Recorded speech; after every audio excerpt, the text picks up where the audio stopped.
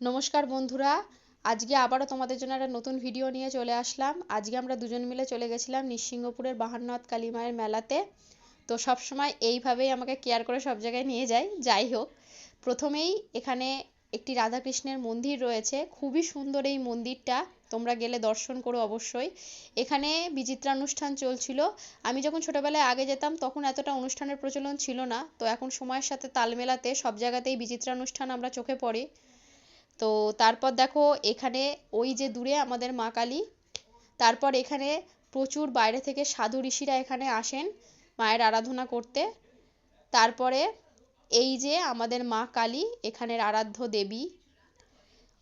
ইনি লোক মুখে বাহান্ন হাত কালী নামেও পরিচিত, কিন্তু সত্যিই আমার জানা নেই এনার উচ্চতা বাহান্ন হাত কালীই কিনা, মানে বাহান্ন হাতই এনার উচ্চতা কিনা। যদিও মায়ের উচ্চতা কখনোই মাপা সম্ভব নয়, কারণ তিনি অপরিসীম। তো আপনারা সকলে দর্শন করুন মাকে।